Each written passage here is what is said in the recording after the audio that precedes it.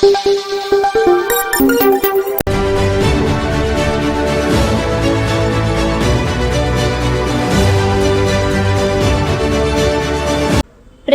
ഗായകൻ SP ബാലസുബ്രഹ്മണ്യത്തിന് പയ്യന്നൂരിൽ വെങ്കല ശില്പം ഒരുങ്ങുന്നു.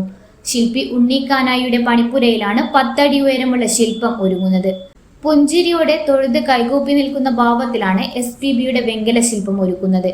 KJ യേശുദാസ് നേതൃത്വം നൽകുന്ന മലയാള ചലച്ചിത്ര പിന്നണി ഗായകരുടെ സംഘടനയായ സമമാണ് ശില്പം നിർമ്മിക്കാൻ മുൻകൈയെടുക്കുന്നത്. ശില്പം വെങ്കലത്തിൽ ഒരുക്കുന്നതിന് മുന്നോടിയായി കളിമണ്ണ് കൊണ്ട് നിർമ്മിച്ച രൂപം പൂർത്തിയായി.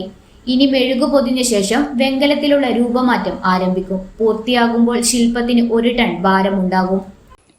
ഇതിഹാസ ഗായകൻ SP ബാലസുബ്രഹ്മണ്യത്തിൻ്റെ പൂർണ്ണകായ വെങ്കല ശില്പത്തിൻ്റെ പണിപ്പുരയിലാണ് ഇപ്പോൾ ഞാനുള്ളത്.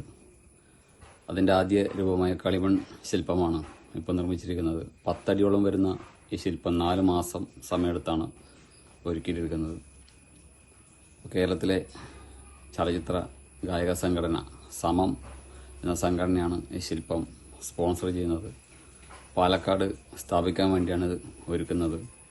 ഇനി ഈ ശില്പത്തെ മേളിലേക്ക് രൂപമാറ്റം ചെയ്ത് വെങ്കലത്തിലേക്ക് കാസ്റ്റ് ചെയ്യാനുള്ള തയ്യാറെടുപ്പിലാണ്. വെങ്കല ശില്പത്തിന്റെ ആദ്യ കളിമൺ രൂപം കാണാൻ സംഘടനാ പ്രസിഡന്റ് സുദീപ് കുമാർ, സെക്രട്ടറി രവിശങ്കർ, ഖജാൻജി അനൂപ് ശങ്കർ, ഭരണസമിതി അംഗം അഫ്സൽ എന്നിവർ കാനായിലെ പണിപ്പുരയിൽ നേരിട്ടെത്തി നിർമ്മാണ പ്രവർത്തനങ്ങൾ വിലയിരുത്തി.